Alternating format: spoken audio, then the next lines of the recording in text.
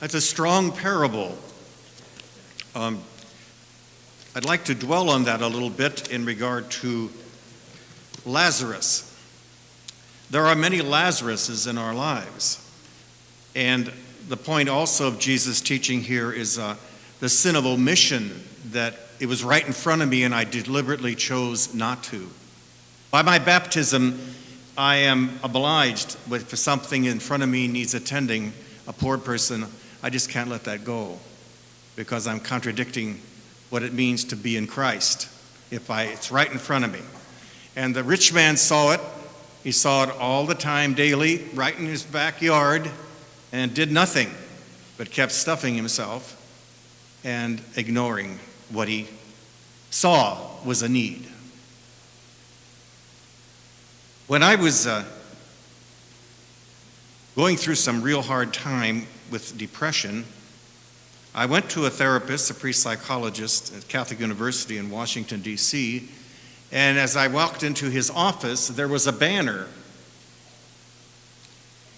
with a phrase on it that said, "We do not see things as they are, but as we are." I guess that's why I was in there, because I couldn't figure out if I was seeing things as they are or I was off the wall somehow with my depression. And we, as a result, we don't look at the parts of ourselves sometimes that are like Lazarus, that we've ignored, or we know it's there, but we keep putting it off. And somebody points it out to us, but we deny it and put it off. And all of a sudden, we have so much in us that needs to be dealt with. With me, it was a lot of anger and rage that I couldn't see or didn't want to see. And it was a process I had to unveil. That's the Lazarus first. Before I could really see other people's needs, I had to see the part of me that needed to be dealt with so I could see things as they are, really are.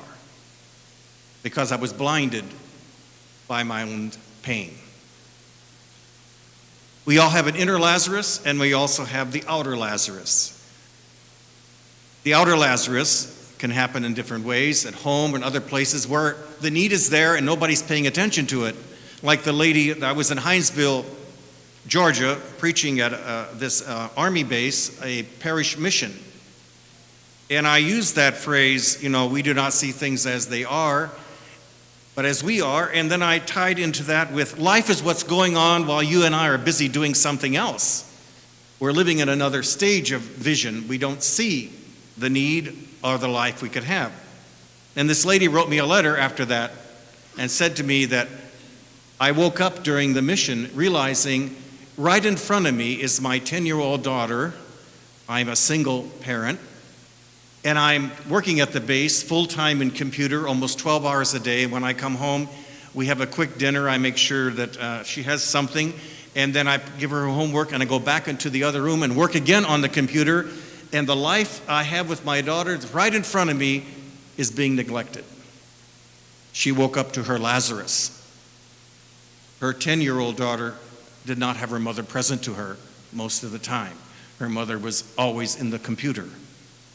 We can do that. In the family, the child that's overlooked, or we keep saying it's no problem, who gets more and more quiet, who's raging inside with anger. Or maybe we all have a rage because of something we carry. That's the Lazarus first. Or I can't see your anger. I can't help you too well because of my own blindness. I don't see things as they are. Or the man who came to me and said, I've been married 30 years. I want to make this retreat and see if I can survive what I've got myself into.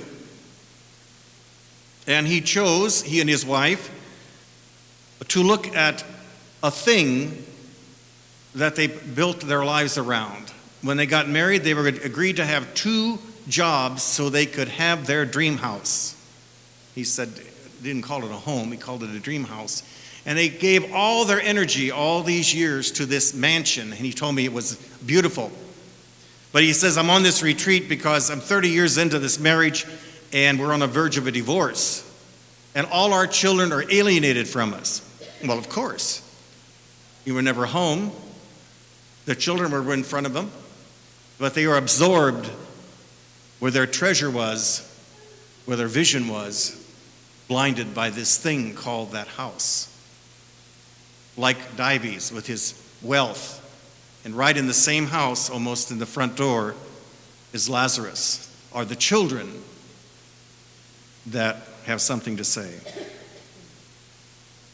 Another incident I had, we were greeting some people at one of our friaries and places at Mount St. Francis in Indiana, and people were getting a tour, and these little let's say they're fourth graders, fourth and fifth grade kids, had a nanny with them. There's nothing wrong with having a nanny take care of you. But the nanny said they wanted to talk to me. I thought, okay, fourth and fifth grade, I wonder what they want to ask me. And they said, would you please tell our parents that, would they please notice us at supper? This is what they said. What? My folks, they're gone all day, and our nanny takes care of us. And at night, when we want to talk to mom and dad, we're supposed to be quiet and eat while they talk business. Don't you think that's wrong, Father? I'm standing there, and the nanny looked over at me like, this is the problem. Life is what's going on right in front of them, and they are into their world. That could be a sin. The obvious is being missed. It's a sin of omission. I'm capable of it. That's why I went to get help, because my anger, I saw everybody else angry until I saw that I was projecting on them my anger, and until I was cleared up. I was ignoring the Lazarus inside me. It's so easy to do to each other, to ourselves. We do not see things as they are, but as we are. That's why the gospel challenges us, and Jesus used dramatic parables to make a point. Life is what's going on while you and I are busy doing something else, but if we live in Christ, we see reality and love life, love each other, and have much peace and much joy.